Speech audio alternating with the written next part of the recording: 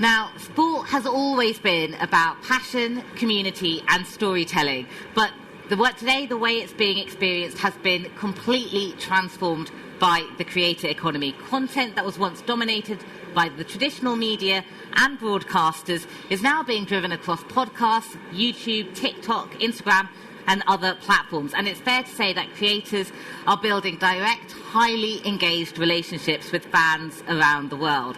So, how is this ecosystem evolving? Where are the biggest opportunities emerging? And what does sports storytelling and fan engagement look like in an increasingly creator-led environment? Those are just some of the questions we're going to be answering today. So a very warm welcome to my guests. We've got Adam Clery, the Creative Director of ACFC, the Adam Clery Football Channel, who since 2023 has grown a worldwide following for his analysis. And Karel is a football creator and presenter, known for his hit format, the HMRC of Football podcast, and who's worked with leading brands and platforms across the sport. Adam and Karel, a very warm welcome to this session. Thank you for having us. So look, I think it's fair to say that for a lot of people, you will have their dream job. But this is probably one of the most crowded spaces online. So tell us how you started. What was the gap in the market that made you think, hey, I could do that? Do you want to go first? No, I'll let you go. Okay. So I'm what's technically known as a really big nerd, and one of the main things that interest me about football is the tactical side of it, the structural side of it, and that's always been seen, or it feels like it has anyway, sort of quite inaccessible. Like normal fans, the majority of fans, they don't really engage with that. It's a bit dry, it's a bit boring. It's just something that like a certain type of fan will argue about. But maybe about sort of 3 years ago, I sort of found I was in a position where like I was having those sorts of conversations with people who a couple of years ago wouldn't have really engaged with that, but who found that whole area of the game still quite off-putting, still quite hard to engage with, a bit inaccessible. So I started trying to sort of bridge the gap a bit, like do that sort of content, but for people who've never really engaged with it before. And I was working for a football brand at the time. They gave it a shot doing it as video, and then it struck a bit of a chord, and now here we are. So were you very much getting new fans to the game involved? Sort of not new to football necessarily, but certainly new to those specific conversations. Like to some people, like players are good and players are bad, managers are good and managers are bad, teams play well or they play badly. But if you work internally at football, you know it's a lot more nuanced than that. Players can just be in bad environments on the pitch, they can have bad connections around them, the structure can be faulty, stuff like that. So just bridging that gap between the conversations everyone is having and then the conversations football is having and making one a bit more accessible to the other. That's sort of the direction we're into. So it's people who understand this stuff already but didn't really know how to engage with that side of it. And that's sort of the niche the channel found. Karel, what about you? I think for me, I'm probably like the opposite end of the spectrum where obviously love football. I do enjoy tactics to a degree, but for me, I always like the theatrics of football, like the story behind it, the narratives. So even when I started even before I started making videos, I was writing about football, telling player stories and stories of teams and academies and whatnot. And as soon as I started videos, which was like January 2024, that's what I wanted to convey to the audience. So initially I started with talking about different clubs, academies and the history of that and different events that happened in the past, kind of playing on that nostalgic element of it. And then over time, it developed into talking about people on podcasts, which took their storytelling and put it under the microscope of what was true and what was not. And just for people who might not know, just explain kind of the HMRC of football and what it is. Yeah, it's in theory, it's fairly simple. A footballer will tell a story, or ex-footballer will tell a story on a podcast about an anecdotal event that happened prior. I will watch it, review it, and then pull up the facts of the event, whether it's true or not.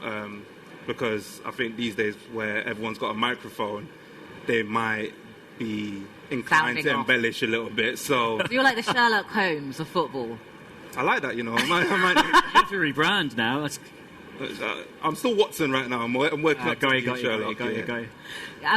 I mean, sports. I mean, you're both doing different things. You spotted a gap in the market, but saying that, you know, sports content is very reactive, and a lot of the time people are saying the same thing. You're just going to your favourite pundit. Is there something that you're doing to deliberately stand out? This is such a cliched answer, but like anybody in sort of a similar situation, even if they're saying the same thing, like you've got to have a bit of authenticity. You do find a lot of creators saying similar things because opinions vary, they vary massively, but there always tends to be a common sort of through line with the conversation. And I think this definitely goes for Karel as well. Like, we're just being ourselves, really. Like, I'm talking about the stuff that I am really interested in, and we pick our video topics based on stuff that I'd want to talk about. If we can bring something new to a conversation, brilliant. But if we've just got to say something that's being really well covered already, then we'll do it in our way with our kind of slant. Yeah, I think it's similar to me. I agree, hit the nail on the head where he said we just do what we like, and that's what I enjoy in football. And I think with the reactive content, you're kind of pinned to like a schedule where it's getting to the point where creators are now having to like preemptively make videos 5 minutes from the end of a game, even though something could happen, to be the first to be out there.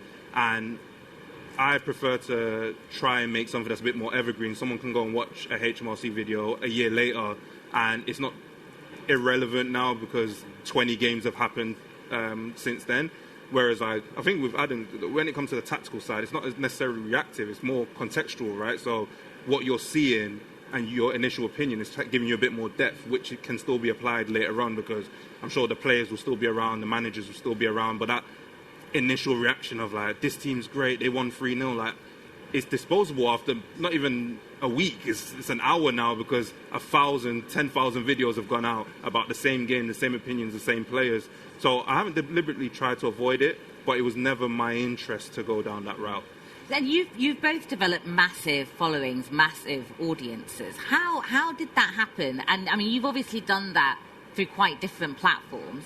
Did you pick the platform first to develop the audience, or was it not as conscious as that? I don't think I've always worked on YouTube. Like, I've probably got about maybe coming up 10 years of experience of making videos on YouTube and for various different topics. I only really started doing football in it was 2023. I'm not even sure when it was now. I got it written down.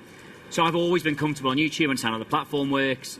Once you get the hood open and you get into the data side of YouTube, I think the platform, they say there's something like 5 million different data points you can look at for video performance once you start combining different ones. So it's a platform I've always had a lot of experience on, but the type of content I wanted to do and the things I wanted to talk about, they lend themselves to much longer form, in-depth, quite visually led storytelling. And we've tried to, we do work on other platforms and we've tried to adapt the videos, but they're always going to have much more of a home on that sort of platform because people go to those platforms expecting to see long form videos.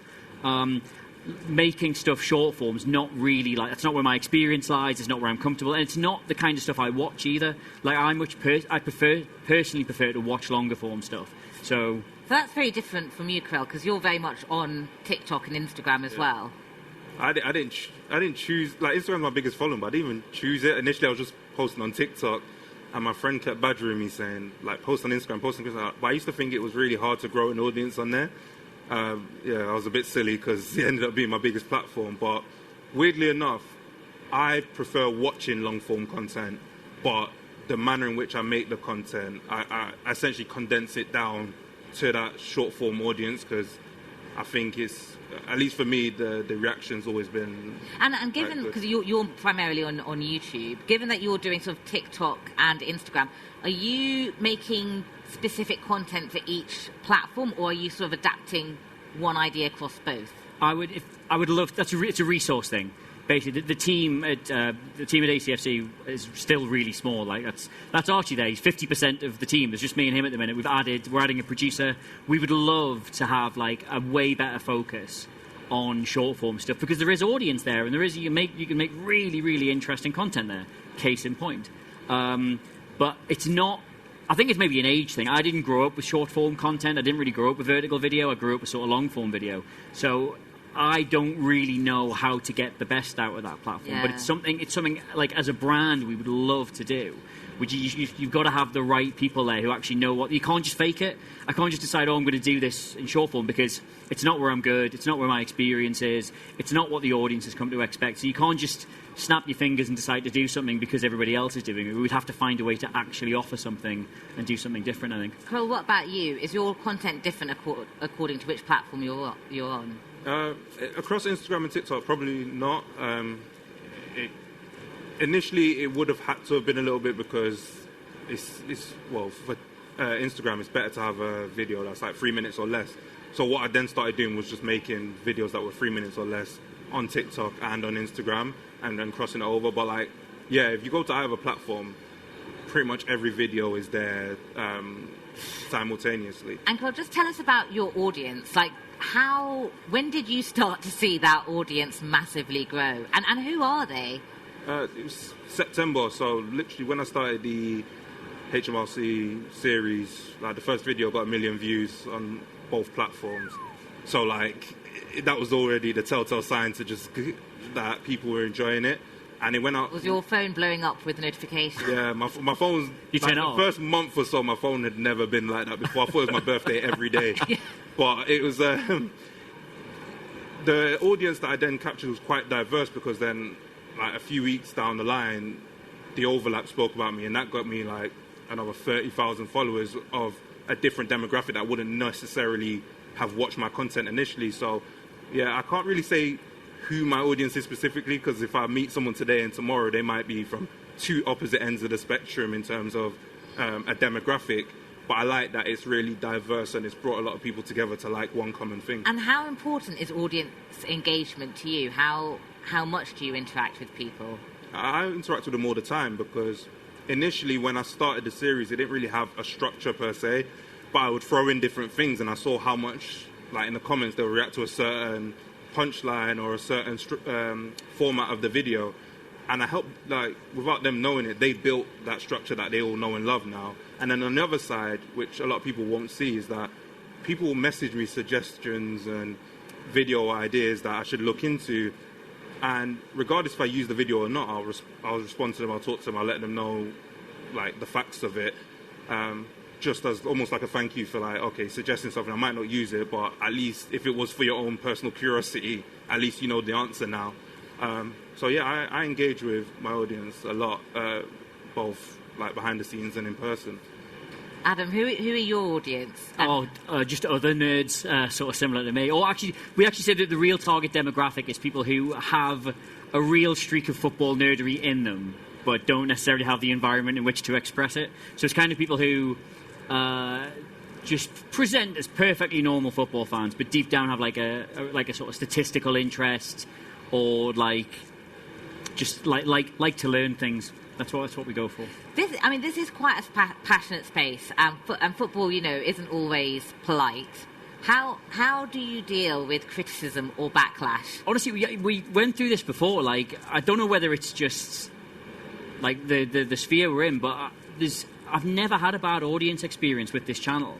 Like, I've seen them in the past, and there's been always there's always that side of the internet. But ever since we launched this channel, I just think, especially on YouTube, there's a real drive to be reactionary or inflammatory or controversial or antagonistic. And like we said at the start, like, we're just making the videos here that we would actually want to see. And that's not the kind of thing I would ever choose to watch. So we've never taken an opinion just because we think it'll get a good reaction. Like, we genuinely we engage with people like with a bit of honesty and with a bit of sincerity. And since we've launched it, we've never really had any sort of... You get people who disagree with you, sure, but like, even then it's been really weirdly politely done, and people are sort of like, oh, I take your point about this, but whatever. At this channel, we've never had a bad reaction to anything. So I think it can just show, if you engage with your audience like that, you will kind of get it back. Karel? It might just be me. I wish I could say the same.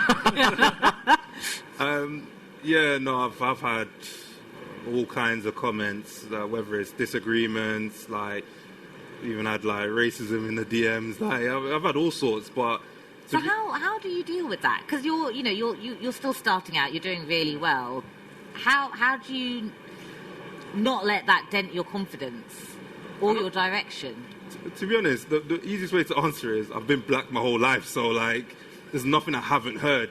So someone saying it behind a computer screen is nothing compared to like being younger, walking down the street and someone shouting out at the car. Do you know what I mean? Like, it's just life. And I tend to see those people as people who want a reaction, so I tend to not give it to them. Yeah, there's been times where I've woken up and chose the alternative option of like responding, but then I don't feel fulfilled after it, Yeah. because at the end of the day, they got what they wanted. So, as cliche as it sounds, I just try to ignore it as much as I can. You know, for people starting out, I mean, I guess probably some of the most valuable advice they can hear are like, what are the mistakes that you made growing your channels? What would you advise people not to do? The hardest thing to do is to like properly self-analyze, especially if you're starting. I mean, I've got a lot of friends who've tried to do similar things, and they make it. They're really proud of it, and rightly so. And their circle around them will tell them this is great. Family, friends, even colleagues, and they'll think I've done a really good job here, and then they can't quite get their head around why the small audience I have at the start doesn't then grow. And I think the problem a lot of people have is you are even no matter how good your idea is, you are constantly asking people for their time and their attention, and you are competing with every single thing that's already out there, not even just stuff that's in your space. If someone gets a text on their phone while they're watching your video, you are asking them to not open that and to stick with you instead. So you've got to be bringing something to the table that is genuinely like, it's either really unique or just really entertaining or really enjoyable. You've got to be the reason why someone flicks a notification away or doesn't start looking at the sidebar when they're there. And to self-analyze that and ask yourself, like, honestly, is it that good? And my friends telling me it's good, or is it actually that good? That's the hardest thing to do. So you've got to be brutal with yourself at the start and ask yourself, like, you know, I'm doing a 15-minute video. Am I making something that is worth 15 minutes of anybody's time, regardless of, like, what else they like to watch or what else might come up in the moment? Being that self-critical and sort of being able to analyse yourself in that depth that's the hardest bit. That's the hardest skill to learn, I think. Karel? I think for me there was a period early last year where I kind of abandoned my principles in a way. So rather than making the videos that I like to make, I tried to make videos that I thought the algorithm might like. So I did go a little bit reactive, and then again, it was another thing that I just didn't get fulfillment out of, and I ended up, it was like last summer, August, around my birthday, I went on holiday, and I just said, you know, when I come back, I just need to reset and actually lock in on the content, the type of videos that I want to make, and ultimately it paid off, because what I wanted out of it, making those reactive videos, was, you know, get more followers and more engagement. I got out of the videos that I wanted, so I realized I probably should have just persevered with what I was doing in the first place. But as a content creator, you are susceptible to giving in to what you think the machine might want, but it's always more rewarding to stick to your You know, guns. you've both mentioned like the need to be authentic and to maintain that authenticity and credibility. And as you grow and you get more followers, I mean, you know, you've been offered kind of partnership brands. Karel, how do you maintain that authenticity? Yeah, for me, it's obviously when a brand partnership comes in, my agent Hayden's over there, like, he'll bring it to me, and we'll talk about it and see if it makes sense. Does it fit? Does it work on the platform? Because it's all well and good, like, this brand offers you X to do Y. Yeah, it sounds good in theory, but you lose credibility every time you post something that is against what you stand for in the first place, or what you promote in the first place. So if you're, I don't know, it's like, the best example I could give is, like, if you promote yourself as teetotal and then you do a brand deal with Heineken, it's obviously going to look a bit left. Obviously, I'm sure they've got like non-alcoholic ones now, but like, it's still that stand. You're consciously kind of analysing deals that come in against. I mean, because you did recently a partnership with DWP. I think just tell people about that. What made you say yes to the Department of Work and Pensions? Yeah, so with DWP, it was like, it felt so left field, because obviously it's come from like it's a government. What would you say? Department. Yeah, department. And I was like, wait, what is this? Like, when I initially saw the title DWP, I was like, nah. Then I read into it, and it was actually about the unemployment problem in the youth of today, right? Where a lot of my audience are young people. A lot of my audience like football. Maybe they want to be content creators. Maybe they want to be something else, and they're holding out for that one perfect job. But like, the encouragement was just like, get yourself on the job ladder, like, have some income, you know, get started, and eventually you'll get to where you want to get to. And why it works for me is because that's my story, where like, I am where I want to be now in terms of being a content creator. But if I'd sat around all these years waiting for it to happen and it to be lucrative or profitable, like, I wouldn't have earned any money across my life. So I got to embed my own story of like showing like the other careers and jobs that I did leading up to this, and yeah, it felt like a quite authentic and, you know, wholesome bit of brand partnership. I mean, it's unusual, but you said something really interesting the last time we spoke, that not all money is good money. Yeah. And that's very important when considering what brands you partner up with. I've always said that, like, even before that, like, not all money is good money, because it's, at the end of the day, if you're trying to build a platform, and we're trying to be here as long as we can, we might want to pivot into other things eventually, but you can take all the short-term money you want. You can accept any brand. You can go and do promote something that could end up being a scam or whatever. You know deep down that you shouldn't have put it out there. Cool, you'll get the money now for it, but then in 2-3 years' time, when you're wondering why your audience isn't engaging with you anymore, why they don't like you, why you're disconnected from them, it's because of those things that you're throwing into their face that they could have been led into doing at your suggestion. So I try and look at it from a perspective of, okay, if I was a consumer, would I even want to like do this or use this or be a part of this? And if the answer is yes, then I'll do it, because at least I can stand on that. If not, then you got no leg to stand on.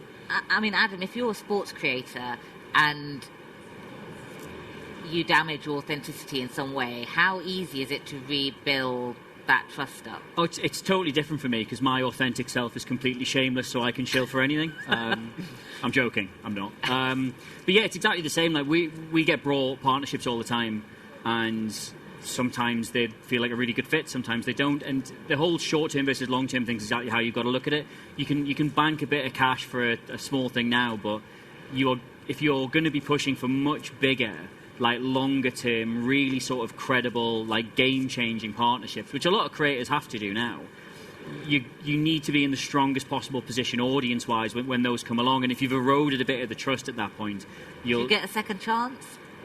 You can start a second job, certainly. You can rebuild second audiences, but once you erode trust with an audience, it's very difficult to get that back, I think.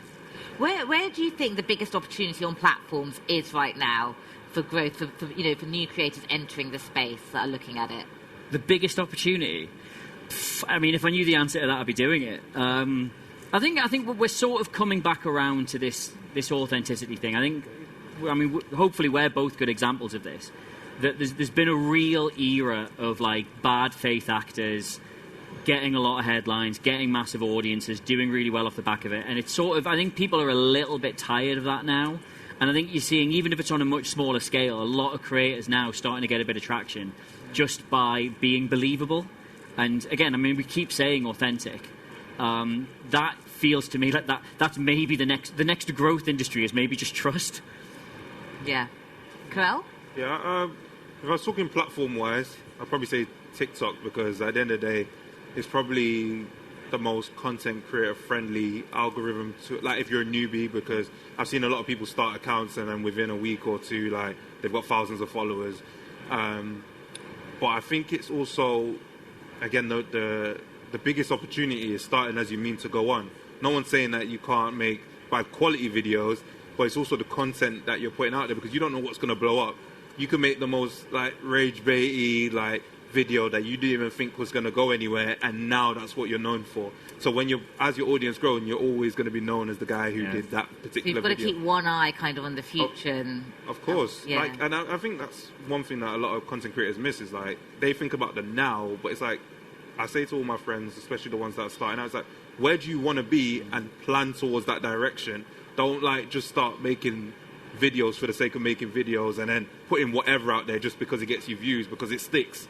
And believe me, I've seen a few people, whether that's with tweets or with a one-off video, that they might have tried to scrub it from the internet, but all it takes is one screenshot and it get brought up every single time you do something.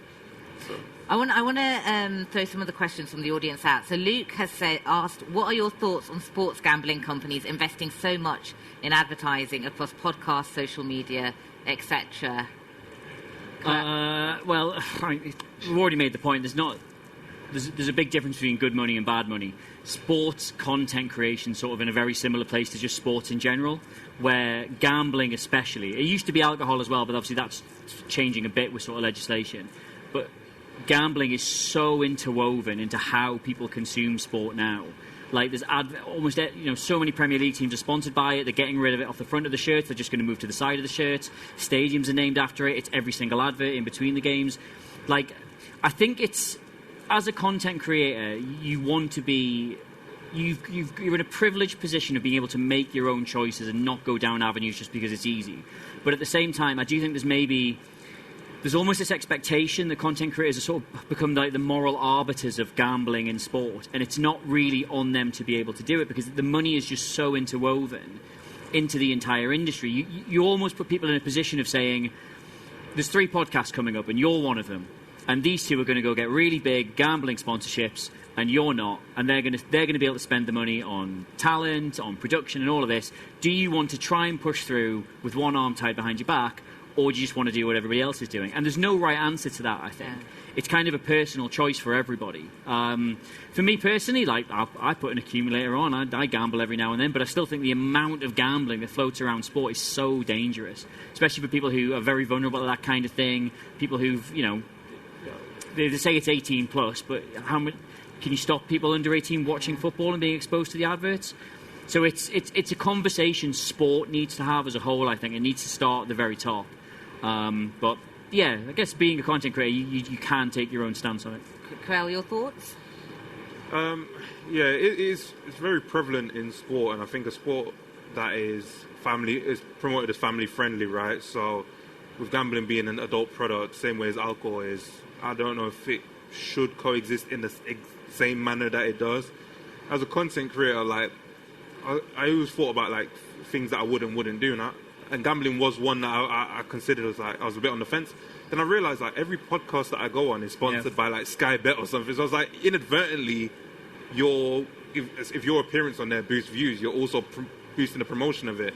And I've only done like one thing with a gambling company so far, but like within the whole thing and all the footage that came out, like we didn't actually actively promote gambling. It was more of a skit.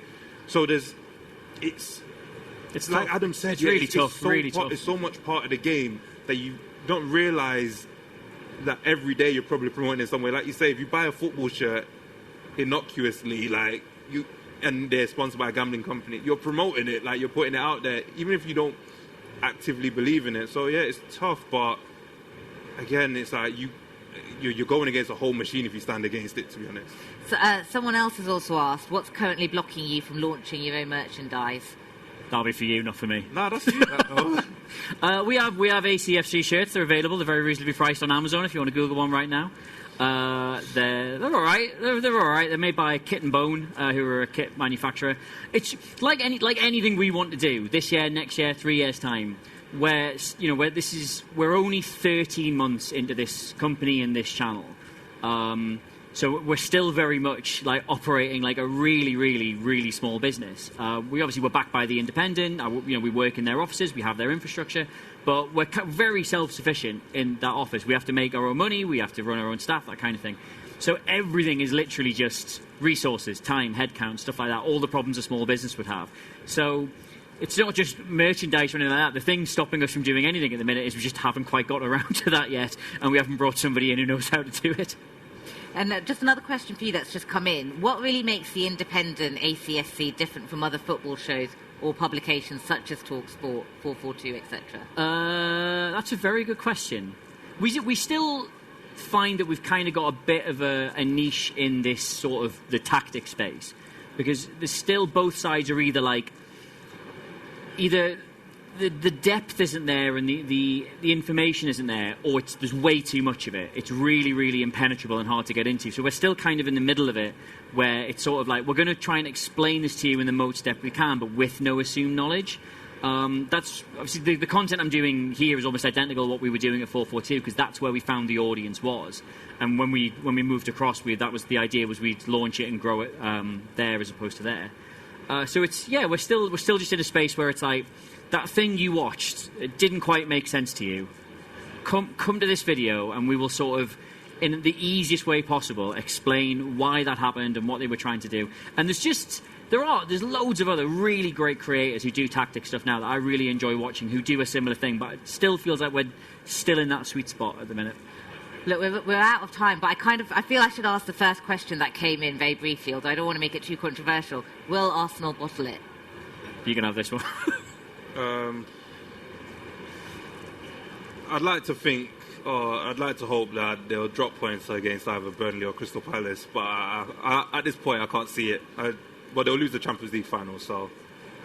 I've stuck my flag in the sand. Is that the expression? Colours to the mast, whatever it is. I've said all season long Arsenal will win the league, and we've done several videos about why it will still happen even when it looked like it didn't. So I kind of need them to do it for my own sake, but it would be quite funny if they didn't.